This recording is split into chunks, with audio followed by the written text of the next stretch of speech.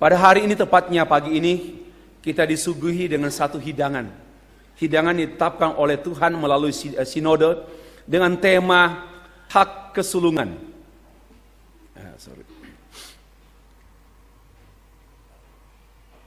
Ya, tema ini bukan tema yang ringan karena jarang pun dikhotbahkan kecuali dibicarakan di keluarga mengenai anak-anak kita. Kamu punya hakmu, hak sepatu atau hak waris gitu ya. Tapi jarang orang membahas atau mengkhotbahkan di ibadah minggu mengenai tema hak kesulungan yang tadi kita telah membaca teks itu dari Kejadian pasal 25, dan saya ingin menambah lagi supaya supaya teksnya itu tidak berhenti di Kejadian 25 melainkan juga Kejadian 27. Karena itu saya membacakan lagi. Saya sudah siapkan, memang kecil tetapi setidaknya bisa terbaca dari depan. Baik, saya membaca berusaha dengan baik. Jadi setelah Yakub diberkati oleh Ishak, lalu pulanglah Esau dari perburuannya. Kemudian dia datang menghadap Ishak. Kemudian ayat yang ke-26, berkatalah Ishak ayahnya kepadanya, minta diberkati, datanglah dekat-dekat dan ciumlah aku, hai anakku. Oh, ini menyangkut Yakub ya, masih menyangkut Yakub. Lalu datanglah Yakub dekat-dekat dan diciumnya ayahnya. Ketika Ishak mencium bau pakaian Yakub, diberkatilah dia, katanya, sesungguhnya bau anakku adalah sebagai bau padang yang diberkati Tuhan. Allah akan memberikan kepadamu embun yang dari langit dan tanah-tanah gemuk di bumi dan gandum serta anggur berlimpah-limpah. Bangsa-bangsa akan takluk kepadamu dan suku-suku bangsa akan sujud kepadamu. Jadilah Tuhan atas saudara-saudaramu dan anak-anak ibumu akan sujud kepadamu. Siapa yang mengutuk engkau, terkutuklah ia, dan siapa yang memberkati engkau, diberkatilah ia. Setelah Ishak selesai, ini maksud saya seperti ini, selesai memberkati Yakub, dan baru saja Yakub keluar meninggalkan Ishak ayahnya, pulanglah Esau, kakaknya dari berburu. Selanjutnya, ia pun menyediakan makanan Esau yang enak. Nggak tahu mana lebih enak, Esau atau Yakub. Tapi nampaknya Esau lebih enak, karena dia memang tukang berburu dan biasa memanggang BPK. Lalu membawanya kepada ayahnya, katanya kepada ayahnya, Bapa, bangunlah dan makanlah daging buruan masakan anakmu, agar engkau memberkati aku. Nyogok ya. Tetapi kata Ishak ayahnya kepadanya, siapakah engkau ini? Sahutnya, akulah anakmu, anak sulungmu Esau. Lalu terkejutlah Ishak dengan sangat serta berkata, siapakah gerangan dia yang memburu binatang itu dan ia telah membawanya kepadaku? Aku telah memakan semuanya sebelum engkau datang dan telah memberkati dia, dan dia akan tetap orang yang diberkati, gak bisa dicabut. Sesudah Esau mendengar perkataan ayahnya itu, meraung-raunglah ia dengan sangat keras dalam kepedihan hatinya, serta berkata kepada ayahnya, berkatilah aku ini juga ya Bapa. Jawab ayahnya, adikmu telah datang dengan tipu daya dan telah merampas berkat untukmu itu. Kata Esau, bukankah tepat namanya Yakub karena ia telah 2 kali menipu aku? Hak kesulunganku telah dirampasnya dan sekarang dirampasnya pula. Kayaknya ini orang terjemahan yang menerjemahkan Alkitab ini orang Batak pasti. Karena memang penafsir ulung orang Batak loh. Maka dirampasnya pula berkat untukku. Pak Hisiahan, para penerjemah di Lembaga Alkitab Indonesia, orang kita dari sana. Dan memang berbau Medan. Dirampasnya pula berkat untukku. Dan tepat. Ya tepat. Bukan ditambah-tambah. Lalu Ishak menjawab Esau. Lalu katanya, apakah Bapak tidak mempunyai berkat lain bagiku? Lalu Ishak menjawab Esau. Katanya, sesungguhnya telah kuangkat dia menjadi tuan atas engkau. Dan segala saudaranya telah kuberikan kepadamunya menjadi hambanya. Dan telah kubekali dia dengan gandum dan anggur, maka kepadamu apalagi yang dapat kuperbuat ya anakku? Kata Esau kepadanya ayahnya, hanya berkat yang satu itukah ada padamu? Ya Bapa, kasihan juga ya, memelas. Berkatilah aku ini juga ya Bapa. Dan dengan suara keras menangislah Esau. Lalu Ishak ayahnya menjawabnya, sesungguhnya tempat kediamu akan jauh dari tanah gemuk. Kasihan sekalian.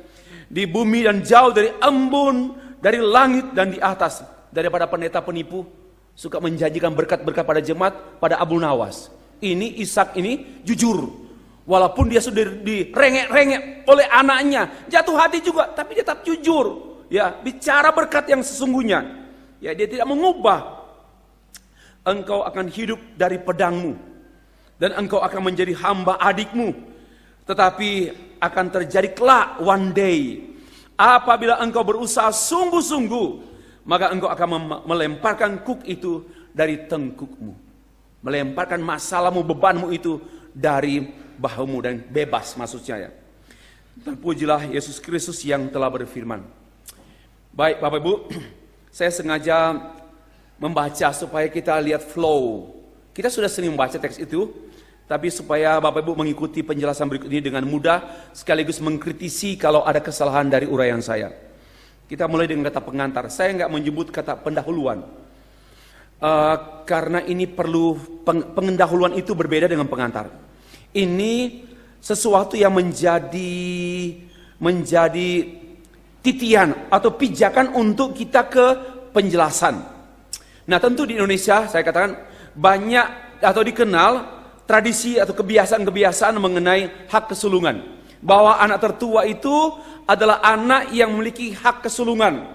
Apakah hak kesulungan menjadi representatif atau pengganti ayahnya, ditugaskan khusus, kau pergi mengganti atas nama ayah, dan atau pula dia pada waktu ayahnya meninggal, dia meneruskan kepemimpinan ayahnya. Itu namanya hak kesulungan. Ya. Dan demikian pula dalam banyak kerajaan seperti Inggris. Walaupun Inggris biarpun dia perempuan bisa menjadi ratu, ya, laki menjadi king, menjadi raja. Di banyak kerajaan di dunia ini, hak kesulungan itu adalah hak memimpin. Jadi memang spesial. Ya, hak kesulungan itu memimpin, menjadi penguasa, mengatur, bertanggung jawab untuk itu. Seperti putra-putra sulung raja. Nah, bangsa Israel kuno juga demikian. Saya nggak tahu apakah masih berlangsung secara ketat sampai saat ini. Namun pada Israel dulu, sesuai Alkitab, mengakui hak kesulungan. Ya, bagi seorang anak laki-laki yang tertua yang lahir pertama kali dalam keluarga tersebut. Hak itu apa? Yaitu menerima porsi warisan yang lebih banyak, bahkan 2 kali lipat, bahkan semua. Itu menurut tradisi Israel. Yang kedua, seperti yang saya katakan, bisa mengganti kepemimpinan ayahnya saat ayahnya meninggal. Dan juga memiliki wewenang atau otoritas untuk mengatur peran dalam keluarga, mewakili adik-adiknya. Ya, kemudian juga terungkap pada peran menjadi kepala suku. Suku Ruben, Simon, Lewi, suku karena memang anak tertua. Oke. Ya, yang kemudian diturunkan ke suku-suku selanjutnya. Nah, kita perhatikan ini masih pengantar. Sesungguhnya hak kesulungan ini tidaklah mutlak di mata Allah. Walaupun memang anak tertua lah yang kemudian meneruskan atau menerima hak waris. Tapi ternyata Alkitab pun membukakan bahwa di atas ada hak Allah. Ada hak anak sulung di tengah keluarga, di mata ayah ibunya, tapi masih ada hak yang lebih daripada itu, yaitu hak Allah. Contohnya anak sulung Yakub, Ruben, namun kemudian yang sulung, yaitu Yusuf, ia menjadi memimpin. Dan seterusnya, demikian pula Manase, anak Yusuf, yang sulung, anak sulungnya Yusuf, tapi yang kemudian menjadi penerus pewaris, yaitu Efraim. Ya, Efraim. Dan juga ada Daud dipilih oleh Allah menjadi raja, padahal dia yang paling bungsu dari anak-anak Isai. Berarti sekali lagi, tidak ada kemutlakan. Kalau kita mau terapkan mengenai tradisi kesulungan itu, hak sulung, itu boleh, tetapi tidak boleh absolut, tidak boleh mutlak. Karena Alkitab pun menerangkan, ada yang bukan sulung, tapi bahkan bungsu, namun diberikan hak. Apa artinya? Ternyata penetapan Tuhan melampaui tradisi. That's the point. Ya, kehendak Tuhan itu melampaui tradisi. Memang tradisi hak sulung itu bagus, baik daripada kacau, berebut begitu, dan bagus. Namun sekali lagi catatannya, kehendak Tuhan melampaui tradisi manusia. Itu poin yang kita temukan di sini. Nah, dapatlah disimpulkan demikian. Hak kesulungan adalah kelebihan pada seorang yang disertai dengan tanggung jawab. Dia terima warisan, bisa mendapatkan warisan dari orang tua, tapi dia punya juga tanggung jawab untuk memimpin keluarga. Jadi balance. Dan ini wajar, bukan spesial, ini wajar. Kenapa? Kita menerima responsibility dan kita harus memberikan accountability. Itu wajar saja. Bapak Ibu sekalian, lalu bagaimana yang perjanjian baru? Setiap orang percaya memiliki status khusus, yaitu hak kesulungan. Dan hak kesulungan kita diperoleh bukan secara lahiriah, secara jasmani, melainkan diperoleh dari Kristus Yesus. Ya, melalui Yesus, dalam Kristus kita beroleh hak waris. Ya, kita beroleh hak untuk memimpin dunia. Tadi malam saya sudah membahas itu. Kita mau memimpin dunia, beritakan Injil. Tidak ada cara untuk memimpin dunia secara sesungguhnya selain memberitakan Injil. Karena pemerintahan-pemerintahan yang ada di dunia ini hanya memerintah dengan otoritas hukum manusia, konstitusi. Di Indonesia UUD 45. Dan kita hargai itu. Dan saya mengatakan tadi malam, dan tidak bisa mengatasi fundamental problem, masalah manusia mendasar, yaitu sin, bukan sin tua, sin, dosa. Tidak bisa diatasi oleh pemerintah. Kitalah yang mengatasinya melalui apa? Kabarkanlah kabar keselamatan. Kabarkanlah kabar keselamatan. Dan itulah kita yang adalah anak, kita beroleh hak waris. Hak waris kita ini hak status. Saya adalah anak-anak Allah dan saya memiliki otoritas Allah. That's the 2 poin.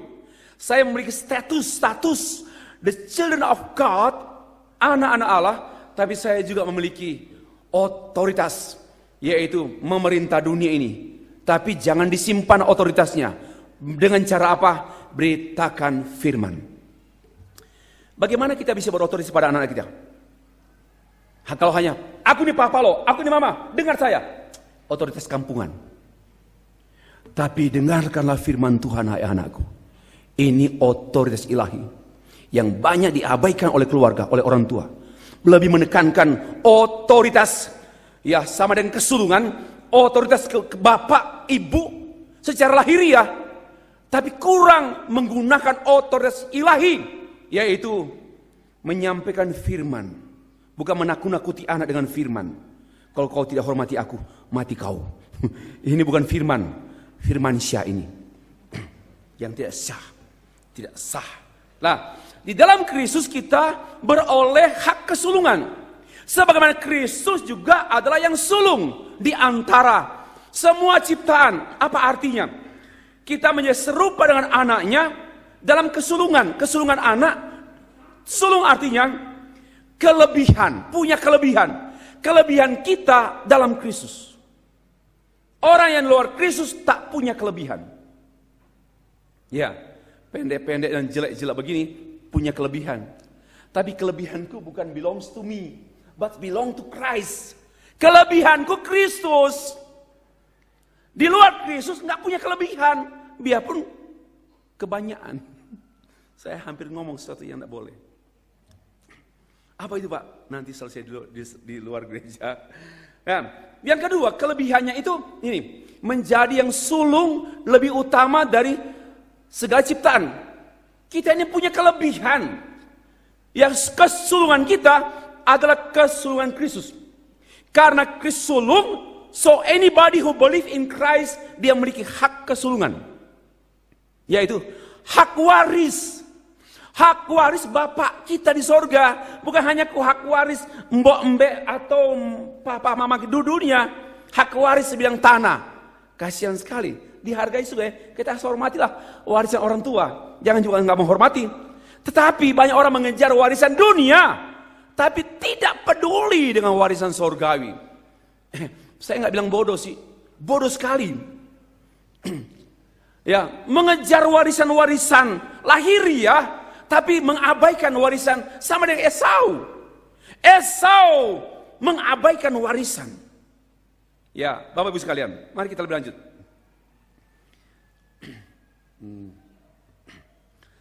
Kita perhatikan ini. Memang narasi Esau atau cerita, narasi itu cerita, orang percaya diperingatkan dari kisah ini, diperingatkan untuk tidak meniru atau menjadi seperti Esau yang menjual hak kesulungannya demi semangkok sup brenebon atau sup kacang merah, ya atau demi nafsu rendah. Itu baca di Ibrani pasal yang ke-12 ayat 16-17. Di sanalah kita melihat kenegatifan atau kesalahan Esau karena disebut nafsu yang rendah. Apa itu? Saya jelaskan nanti.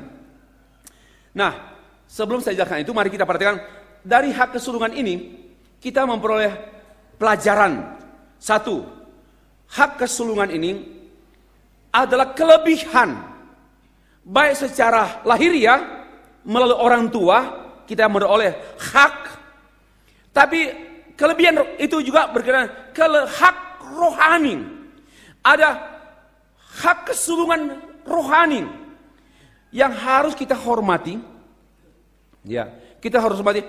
Ini merupakan hak yang diberikan sebagai kepercayaan Tuhan. Dan hak ini sifatnya rohani, sifatnya kekal, dan daripada kita lebih condong pada kesenangan jasmani seperti yang diperankan oleh Esau. Dia tidak menahan lapar. Dia tidak bisa menahan lelahnya dari padang. Ya, lelahnya terhimpit oleh karena masalah apa? Masalah fisik, lelah sejenak. Dia tidak mau tahan lama lelah, maka dia menjual kehormatannya. That's the point. Itu poinnya. Itu namanya nafsu rendah. Atau itu yang namanya nafsu yang rendah. Padahal dia memiliki hak kesulungan yang sangat-sangat berharga. Tapi hak kesulungan ini dia jual, dianggap remeh, tukar dengan nafsu rendah yang hanya sesat. Nafsu rendah ini adalah nafsu makan yang sifatnya sesat. Lapar, haus, lelah, please. Dan kita sering jatuh dalam nafsu rendah dan kita membuang kehormatan kita, membuang hal yang terhormat dalam diri kita. Itulah poin yang ingin disampaikan oleh Tuhan melalui kitab Kejadian ini. Yang kedua, tidak merendahkan. Ya, tidak merendahkan atau meremehkan semua kelebihan kita. Bapak Ibu sekalian, kita semua mempunyai kelebihan-kelebihan.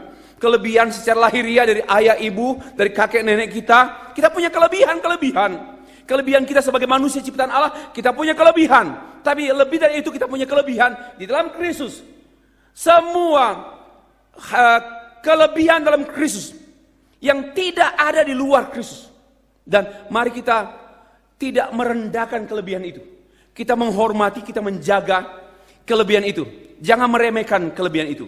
Itu poin yang saya ingin sampaikan pada pengantar ini. Sekarang kita ke pembahasan. Pengertian hak kesulungan.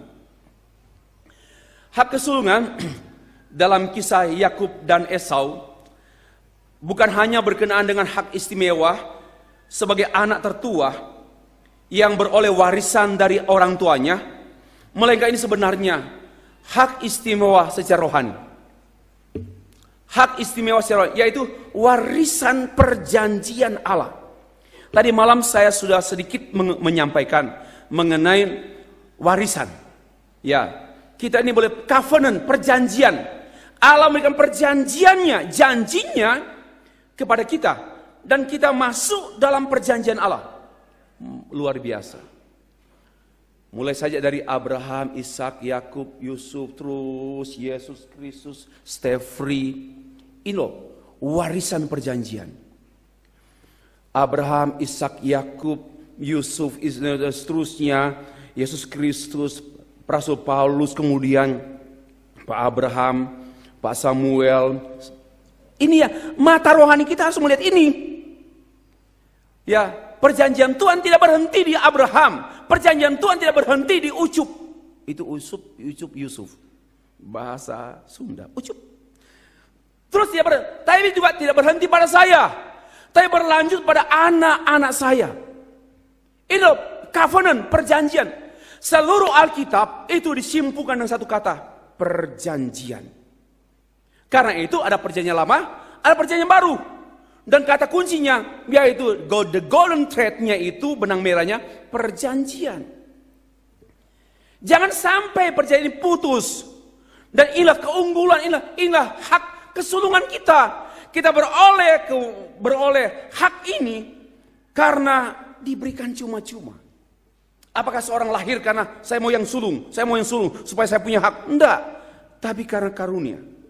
Hak kesulungan ini yaitu menerima warisan perjanjian Allah disertai dengan doa berkat dari ayah yang hidup dalam perjanjian. Ishak adalah pribadi yang beroleh perjanjian. Dan sebenarnya bukan soal warisan, bukan soal blessing ini, tapi itu merupakan Ishak adalah orang pilihan Tuhan. Lalu Yakub pun beroleh warisan perjanjian Tuhan. Sampai seterusnya dan seterusnya. Itu yang kita perlu rindukan, harapkan, nantikan. Ya, lebih lanjut lagi. Hak waris ini, ya kalau lihat pada masa kini, oh enggak ada di sana. Pada masa kini hak kesulungan itu sering dilihat orang banyak dengan mata lahiriah saja. Hanya dilihat bagian luar dan dangkal. Sehingga yang mereka kejar adalah hak kesulungan lahiriah. Tidak mengejar hak kesulungan rohani. Hak kesulungan lahiriah itu dangkal, di luar saja hak kesulungan. Tanpa perjanjian Allah. Tapi mari kita mengejar, menantikan, mengharapkan hak kesulungan karena perjanjian Allah. Saya berkali-kali sampaikan pada 3 anak saya. Anak saya semua perempuan. Ya harap cucu ini perempuan pun tidak apa-apa. Ya. Kalau laki gak apa-apa juga. Gak diapa-apain. Gak apa-apa, gak diapa-apain. Ya diterima. Tapi saya betul sebagai seorang ayah benar-benar saya bergumul. Kalau hidup saya hanya berakhir pada saya, betapa gagalnya hidup saya. Tapi saya berdoa supaya anak-anak saya, 3 anak perempuan, enggak ada jagoan. Tapi ketiga-tiganya berkomitmen jadi pendeta. Sudah 2 yang jadi, 1 tinggal masih studi. Jangan dibanding-bandingkan ya. Tapi ini memang kerinduan saya. Saya pun mendapat firman Tuhan begini. Itu saya gumuli. Bahwa takhta kerajaan Daud itu akan kekal selama-lamanya. Saya pikir, takhta kerajaan Daud. Saya nggak mau jadi raja. Tetapi lalu akan keturunannya kita, keturunan Daud, Salomo dan seterusnya. Dan saya melihat keturunan saya. Saya, kemudian anak-anak saya, dan cucu saya bertakhta terus dalam pemerintahan. Apa itu? Pemerintahan dunia, yaitu beritakan firman. Itu yang menjadi kerinduan saya. Kalau hanya memerintah bupati, gubernur kan 5 tahun, itu pun kalau tidak korupsi. Ya kan? Tapi kalau bertakhta dalam pemerintahan sesungguhnya, menjadi pekabar Injil, mengatur dunia, mengontrol setan. Bupati nggak bisa kontrol setan, kecuali mengontrol yang kesetanan. Yang kesetanan kan orang toh bisa dikontrol oleh bupati, tapi setan tak bisa ditaklukkan oleh itu. Kita ini, maka harapan saya, kalau Tuhan kasih cucu, kalau mau jadi pendeta lah. Terlalu banyak pendekar di dunia ini. Sedikit pendeta di dunia. Pendekarnya wake tenan, bahasa wong Jawa. Banyak sekali. Dan saya rindu. Kalau boleh, itu sama halnya sebenarnya begini. Abraham, Ishak, Yakub, Yusuf, terus Israel, suku-suku Israel, itulah pemerintahan. Memerintah dunia dan Allah memakai mereka mengatur dunia. Baru jadi camat, baru jadi bupati. Kan itu administrasi. Lagi pula kan mereka tinggal atur uang negara kan. Siapa bilang kalau saya jadi bupati itu gubernur kebangetan. Maka Jokowi ini wajar dia, wajar. Wajar menggunakan uang rakyat secara wajar. Jadi kalau nggak hebat loh, sorry ya. Saya hormati beliau tapi nggak hebat, biasa aja. Itu normal, karena yang lain abnormal gitu loh. Presiden yang lain itu abnormal, dia normal. Kenapa? Oh ada anggaran negara banyak kok, bangun apa saya kan bisa. Sekaligus mencegah pencurian uang oleh negara-negara, itu saja tugas negara. Tetapi kita bukan hanya itu. Kita ini mengatur dunia secara sesungguhnya, termasuk mengontrol semua kuasa-kuasa kegelapan, serta membawa orang sampai masuk dalam kingdom of God, kerajaan Allah. Bapak Ibu yang dikasih Tuhan, yang ketiga, sikap terhadap hak kesulungan, sikap baik Yakub maupun Esau. Sikapnya seperti apa? Saya buka ya. Semua orang percaya memiliki harta yang berharga. Semua orang percaya itu perjanjian Allah. Tolong ini yang mungkin jarang dibahas di gereja tentang perjanjian Allah. Karena dugaan kan sudah digenapi oleh Yesus Kristus. Yesus Kristus kan penggenapan perjanjian Allah. Maka jarang mengakui bahwa saya ini beroleh perjanjian Allah. Dan setiap orang percaya memiliki perjanjian Allah. Ini sebenarnya kelebihan kita. Ini namanya hak kesulungan. Hak kesulungan orang percaya bahwa kita beroleh janji Allah. Dan Allah nggak mungkin ingkar janji. Dan dia meneruskan janjinya dari generasi ke generasi. Saya akan gentar sekali dan terkagum-kagum kalau melihat anak cucu saya semua pendeta. Ataupun kalau nggak pendeta, nggak jadi pendekar gitu.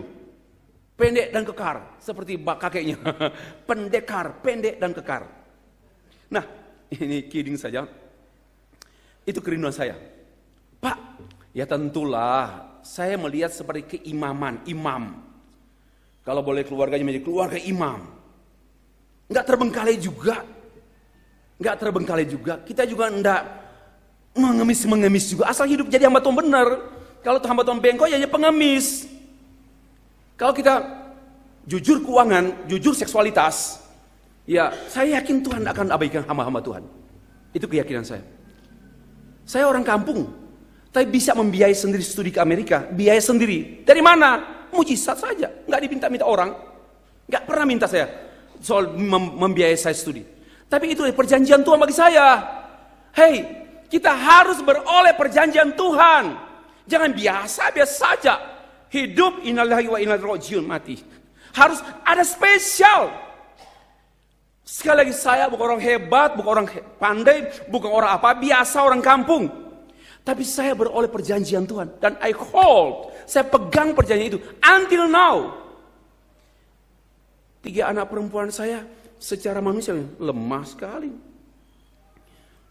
Enggak orang hebat, enggak pandai nyanyi juga. Ini surprise loh Bapak, mengagetkan saya dengan suara emas itu. Tapi anak saya disuruh nyanyi juga. Enggak ada kelebihan. Tapi yang paling penting ada perjanjian pada mereka. Lebih dari semua kelebihan. Ya, ada perjanjian. Yang harus ada. Seorang percaya tanpa perjanjian, miskin sekali kita. Biarpun dia kaya apa saja, tapi without covenant, without God's covenant, ya kita biasa saja. Tidak guna percaya Yesus. Ya, kenapa? Bukan Yesus yang kita percaya. Karena kalau orang percaya Tuhan Yesus pasti beroleh perjanjian Tuhan. Ya ini pun pernyataan saya. Saya bilang sama Tuhan, Tuhan, saya mau jadi hamba Tuhan sungguh-sungguh. Saya tidak mau main-main. Ya mau hidup lurus. Walaupun banyak kelemahan. Tapi saya punya perjanjian. Tuhan memberikan perjanjian pada saya. Ya, Tuhanlah yang menopang segala keperluan hidup saya sebagai hamba Tuhan. Maka saya merumuskan hidup saya secara sederhana. Saya hidup untuk melayani. Bukan melayani untuk hidup. Ini kalimat singkat sejak awal saya jadi pendeta. Saya hidup dulu. Hidup untuk melayani. Siapa yang hidup? Tuhan yang hidupkan saya. Untuk apa? Untuk minister Him. Untuk melayani Dia. Saya tidak boleh melayani demi hidup. Melayani supaya dapat kehidupan. Setan. Ya. Dan saya sudah, ini perjanjian Tuhan pada saya. Saya mau memberi. Saya tidak mau mencari. Saya mau memberi. Itu poin. Dan kita semua harus punya perjanjian dengan Tuhan. Bapak Ibu sekalian, mari perhatikan. Allah tidak memberi perjanjian kepada Esau, sehingga ia tidak melihat hak kesulungan itu sebagai harta yang berharga. Dan dianggap remeh. Karena Esau tidak melihat di belakang hak kesulungan ada covenant. Ada yang berharga di belakang atau di dalam hak kesulungannya. Karena dia tidak punya mata untuk melihat hak itu. Melihat covenant Allah. Maka dianggap gampang. Hanya hasrat, lapar, lelah sesaat dijual harga dirinya. Dijual kehormatannya. Dijual kelebihannya. Hanya hal itu kecil sekali. Lapar, lelah sejenak. Itulah nafsu rendah. Bapak Ibu yang kasih Tuhan, sesungguhnya Allah, orang yang menerima perjanjian akan melihat segala sesuatu dari hak kesulungan sebagai perjanjian Allah. Kalau Bapak Ibu berbisnis, lihatlah bisnis Bapak Ibu sebagai perjanjian Allah. Yang penting kerja. Nah, lihatlah ada perjanjian Allah. Di usaha kita, di toko kita. Harus melihat itu. Ada perjanjian Allah. Ada perjanjian. Di mana saya melihat toko saya tidak hanya secara sebagaimana banyak orang melihat toko. Ada masuk keluar barang, masuk barang, keluar uang, masuk uang, keluar barang. Itu. Ini biasalah gitu. Tapi harus menemukan God's covenant yang spesial di toko kita. Dan saya percaya Bapak Ibu sudah mengalaminya. Ya, yang spesial di toko kita. Bukan hanya soal jadi hamba Tuhan semua. Tapi semua bidang kita masing-masing, guru, apa saja, harus mengetahui perjanjian Tuhan. Pastilah tidak ada tidak. Nah Bapak Ibu yang dikasih Tuhan, itu hak istimewa. Kalau kita simak lebih lanjut, Esau tidak berada dalam perjanjian Allah, sehingga ia bernafsu rendah, dengan menjual hak kesulungannya dengan untuk sepiring makanan. Sepiring loh, rendah banget ya. Itu artinya rendah. Sepiring saja. Kenapa? Because dia buta. Tidak melihat hak kesulungan itu sebagai yang paling berharga dalam hidupnya. Apa itu? Perjanjian Tuhan. Yakub, walaupun dia nakal, tapi melihat itu perjanjian Tuhan. Memang semua orang berdosa itu nakal. Semua orang yang dipanggil itu nakal. Baru dibuat tidak nakal lagi oleh Tuhan. Setelah mengalami arti perjanjian, barulah dia berubah. Nah, Bapak Ibu yang dikasih Tuhan, yang dimaksudkan dengan nafsu rendah, rela kehilangan hal yang paling berharga demi keinginan sesaat. Itulah berapa banyak kita menghilangkan hal-hal yang berharga demi hal-hal yang sesaat. Rela kehilangan yang paling berharga, yaitu apa? Yang paling berharga yaitu warisan rohani, yaitu hak istimewa kita, hak rohani. Bagi saya itu namanya perjanjian Allah demi hal-hal lahiriah. Bapak Ibu yang kasih Tuhan, apakah orang Kristen masa kini juga memiliki nafsu rendah seperti Esau? Ya, orang yang meninggalkan imannya kepada Kristus demi menikah dengan pemuda yang tak seiman, itu nafsu rendah. Ya, siapa yang menikah dengan orang tak seiman lalu meninggalkan gereja, memang nafsu rendah. Itu sama dengan Esau, hidupnya menyedihkan sekali. Anak keturunannya juga sedih sekali. Ya, beberapa waktu yang lalu saya diundang ke Malaysia dan saya anak polisi minta Pak Stefri anak saya dengan seorang laki-laki tak seiman. Mau bagaimana nih Pak Syafrin? Ya, saya bilang jangan marah lah. Ya, gunakan kelebihan rohani kita orang tua. Bukan hak kita orang tua. Tidak punya kuasa itu. Tapi puji Tuhan berapa waktu kemudian balik orang itu. Apalagi di Malaysia tidak mudah loh. Tidak mudah. Apa hukum kudat sana? Hukum. Nah, atau begini. Para pelayan gereja di Amerika, hasil riset saya di buku saya itu saya sudah tuangkan, 55% meninggalkan pelayanan sejak tahun 2021. Buka di Google saja. Hamba Tuhan di Amerika, 55% tinggalkan gereja, tidak mau lagi melayani. Meninggalkan, karena apa? Hak kesulungan hamba Tuhan. Ada di pelataran Tuhan dan melayani Tuhan. Itu hak kesulungan hamba Tuhan. Oh Bapak Ibu, saya sudah mau lebih jauh, saya sudah tuangkan dalam buku saya.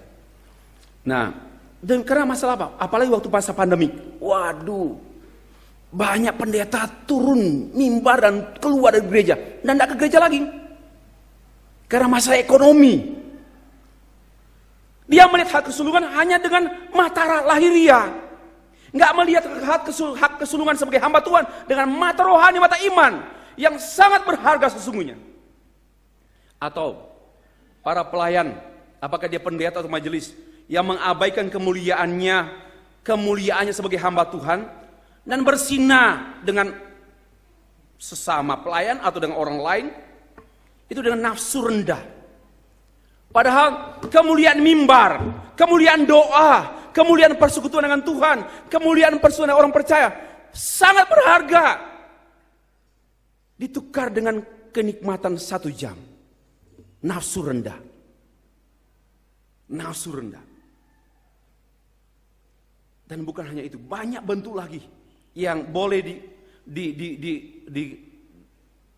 diekspos mengenai bagaimana orang Kristen hidup mengutamakan nafsu rendah dan membuang kehormatan dirinya dalam perjanjian Allah. Coba kita perhatikan ini. Esau dan Yakub sama-sama juga. Esau bernafsu rendah, demikian Yakub juga memanipulasi untuk kepentingan hak istimewa. Coba perhatikan. Yes, Yakub tahu bahwa hak waris itu dari bisikan mamanya juga, Ribka, si Ibka, untuk meneruskan warisan dari ayahnya. Bukan hanya lahiriah, bukan hanya kambing, domba, lembu, sapi, bukan. Tapi hak pemeliharaan Allah, hak perjanjian Allah. Tetapi di caranya duniawi. Mau rohani tapi cara duniawi. Khotbah kan begitu, tipu-tipu. Ambil contoh, penerbangan saya tadi pagi. Dari Jakarta ke Medan. Mujizat Tuhan terjadi. Waktu pesawat berhenti mesinnya, saya angkat tangan. On lagi pesawatnya. Haleluya, beri kemuliaan bagi Tuhan. Setan bohong-bohong untuk perkara rohani. Terlalu banyak kebohongan di mimbar gereja. Saya soalnya meneliti. Ya, lalu lalang sana kemari dan tuangkan hasil penelitian dalam buku. Dan itu hasil penelitian. Untuk perkara rohani, caranya duniawi. Itulah si Yakub. Jadi baik Yakub maupun Esau, dua-dua bengkok. Esau tidak memiliki God's covenant, perjanjian Allah. Yakub memiliki, tapi caranya cara hal-hal rohani, termasuk pemilihan majelis, cara duniawi, pada jabatan rohani. Atau pemilihan ketua, jangan tersinggung. Nggak usah undang saya bersyukur. Pasti Tuhan buka pintu saya di Afrika. Ya, sama juga saya bicara pada diri saya sendiri. Ya, pemilihan ketua sinode untuk jabatan rohani, caranya duniawi. Inilah semuanya sama dengan si Yakub. Ya, bohong-bohong, menipu. Tuhan memberikan perjanjian kepada Yakub sepihak. Dan Yakub tidak melihat perjanjian Allah melalui hak kesulungan. Karena itu ia menipu, melakukan dengan cara, yaitu hal-hal yang berharga, yang suci, yang rohani, tapi dengan cara-cara yang tidak wajar, tidak suci dan duniawi. Yakub memanfaatkan kelemahan Esau untuk menipu Esau demi hak rohani. Wah, kalau dielaborasi ini pengertiannya luas sekali. Tapi kan saya harus pulang ke airport nanti sebentar lagi. Terlalu jujur pendetanya sampai gak tahu sopannya. Terlalu jujur sampai gak tahu sopan. Ini agak kebatak-batakan lah. Apa sih kesamaan antara Manado dan Batak? Sama-sama terus terang dan terang terus. Esau berbeda dengan Musa. Kalau Musa gini, karena iman maka Musa setelah dewasa menolak disebut anak putih Firaun. Jabatan anak putih Firaun itu dikejar-kejar loh. Bupati pun ngejar itu, wali kota pun ngejar. Anak putri Firaun. Jabatan istana loh. Mau ke istana kan, di Jakarta ada istananya. Bogor pun ada. Itu dikejar-kejar. Tapi Musa mengatakan, enggak. Coba lihat. Menolak disebut anak putih Firaun. Karena ia lebih suka menderita sengsara dengan umat Allah daripada untuk sementara menikmati kesenangan dari dosa. Ini namanya Musa ini melihat hak kesulungan itu perjanjian Allah. Wow, berharga sekali. Nggak bisa ditukar dengan istana. Nggak bisa ditukar dengan status anak putih Firaun. Ini baru menikah dengan orang tak seiman aja sudah nggak sampai menyangkal ayah ibunya. Apalagi menyangkal gereja. Ya, ia menganggap penghinaan karena Kristus sebagai kekayaan yang lebih besar daripada harta Mesir. Sebab pandangannya ia arahkan pada upah, bukan pada hak kesulungan lahiriah. Ada juga Paulus. Esau berbeda dengan Paulus. Filipi pasal 3 ayat 7-9. Tetapi apa yang dahulu merupakan keuntungan bagiku, sekarang kok anggap rugi karena Kristus. Karena perjanjian Allah. Karena Kristus. Malah segala sesuatu ku anggap rugi karena pengenalan Kristus Yesus Tuhanku lebih mulia daripada Brenebon itu. Lebih mulia daripada kesenangan sesaat. Lebih mulia daripada nonton cabul-cabul. Lebih mulia. Saya sudah menangani banyak kasus pelayan gereja. Datang sendiri kasus itu. Ya, tapi saya diingatkan dengan teks ini juga. Mari, mengapa? Karena lupa perjanjian Allah. Karena merendahkan hak kesulungan hamba Tuhan. Oleh karena dialah aku telah melepaskan semuanya itu dan menganggapnya sampah supaya aku memperoleh Kristus. Perjanjian Allah. Esau membuang Kristus demi sampah. Esau membuang Kristus demi sampah. Demi meraup sampah. Buang Kristus.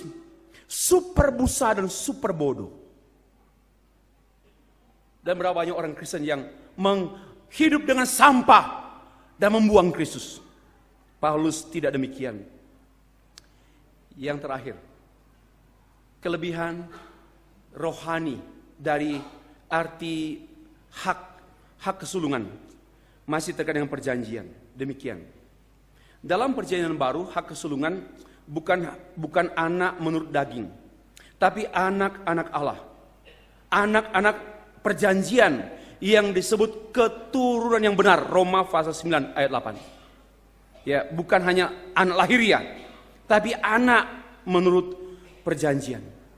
Sebab itu waktu anak-anak itu belum dilahirkan dan belum melakukan yang baik dan yang jahat, supaya rencana Allah tentang pemilihannya diteguhkan, bukan berdasarkan perbuatan tetapi berdasarkan panggilannya.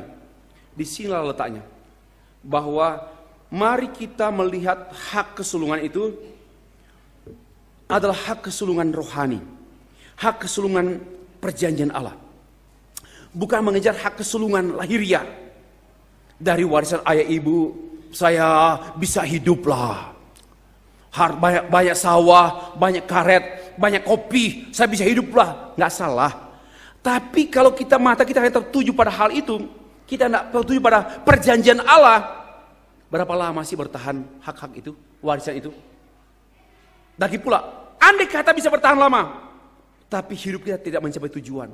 Karena tujuan kita hanya tercapai melalui perjanjian Allah. Bukan melalui kopi, bukan melalui warisan orang tua. Warisan orang tua tidak membawa kita pada tujuan Tuhan. Listen baik-baik. Warisan dunia ini, termasuk pendidikan kita, tidak bisa membawa kita pada tujuan Tuhan. Tapi perjanjian Allah pasti membuat kita mencapai tujuan Tuhan. Bapak Ibu sekalian, seperti yang tertulis ayat bawahnya, aku mengasihi Yakub, tetapi membenci Esau. Jangan bilang sadis sekali ini Alkitabnya. Ini bahasa antropomorfisme dan antropopati. Apa itu? Nanti aja kita kursus lah. Aku mengasihi Yakub, tetapi membenci Esau. Sebenarnya sama dengan aku tidak mengasihi Yakub, aku tidak mengasihi Esau. Masa Allah kok beli kasih? Tidak. Tapi itu artinya Esau di luar perjanjian, Yakub di dalam perjanjian. Karena Allah mengasihi Yakub dalam perjanjian, maka dia menghormati perjanjian itu. Dan Esau tidak menghormati perjanjian Allah. Dia menukar dengan hak nafsu sesaat. Lalu sekalipun kalau begini, Pak, ini Allah ini pilih kasih, masa hanya memberi perhatian kepada Yakub, si Esau enggak? Oh enggak, salah itu. Tahu siapa lebih jahat, Esau dan Yakub? Siapa lebih jahat, Esau dan Yakub? Yakub penipu, tukang tipu. Esau, saya tidak melihat kejahatannya. Tapi mengapa Allah mengasihi yang si penjahat? Itulah sayang saudara. Tuhan mengasihi kita. Ya, Tuhan mengasihi supaya nyata benar kalimat di atas ini. Bahwa itu berdasarkan perbuatan, bukan berdasarkan perbuatan, melainkan berdasarkan panggilannya. Bukan karena kita saleh, bukan karena kita baik, tapi karena kita kotor, rusak, bengkok. Dan Allah mengasihi Yakub yang bengkok. Si penipu dikasih oleh Allah. Dan dia menerima perjanjian itu. Dan hidup menjadi, mewariskan perjanjian sampai Israel menjadi satu bangsa yang besar. Bapak Ibu, inilah kabar Injil untuk kita hari ini. Jika demikian, apakah yang hendak kita katakan? Apakah Allah tidak adil? Mustahil. Dalam bahasa Inggris, not at all. Mustahil. Allah mengasihi Yakub, membenci Esau. Membenci ini bukan membenci seperti kita. Itu bahasa antropopati, mengungkapkan perasaan seperti manusia. Karena nggak ada bahasa, Allah kan mencari bahasa yang cocok, nggak cocok semua. Bahasanya terbatas. Maka dia menggunakan bahasa kata benci, itu artinya si Esau membenci hak kesulungan, maka digunakanlah kata itu. Nah, apakah Allah tidak adil? Tidak, mustahil itu, mustajab. Sebab ia berfirman pada Musa, aku akan menaruh belas kasihan kepada siapa aku mau menaruh belas kasihan, dan aku akan bermurah hati kepada siapa aku bermurah hati. Apa artinya? Saya ingin menegaskan demikian. Kelebihan kita itu dan kelebihan yang ada pada kita, itu semua belas kasihan Tuhan. Ya, kalau Tuhan izinkan saya melayani Tuhan di gereja ini belas kasihan Tuhan. Benar, mungkin tidak akan datang lagi. Maka itu ini belas kasihan Tuhan. Kalau saya punya 3 anak, ini pun belas kasihan, bukan prestasi. Saya paling benci prestasi. Aneh pendeta ini. Iya, karena semuanya belas kasihan Tuhan kok prestasi. Ya, semuanya belas kasihan Tuhan. Mari kita melihat semua ini. Dengan sikap ini, penutup. Poin terakhir, peringatan, mengabaikan dan meremehkan hak kesulungan. Ini ada peringatan untuk kita sekalian.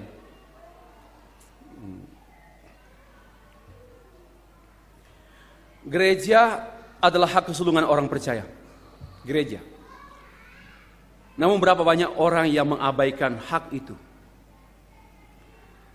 Memang dalam gereja banyak setannya. Ya, tetapi sorry ya kalau saya ngomong beginilah. Karena setan gak suka di luar gereja. Dia sudah kesetanan semua, untuk apa lagi? Yang dia perhatikan di gereja lah. Kendati pun di gereja ada masalah, ada kesulitan, Tapi jangan tidak menghormati hak kesulungan ini. Ini poin saya. Ya, selama saya menjadi hamba Tuhan 36 tahun atau 34 tahun, sekitar itulah.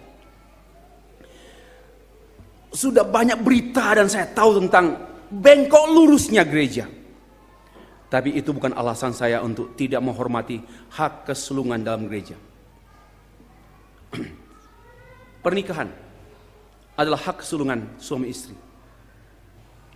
Namun berapa banyak pasangan yang meremehkan pernikahan.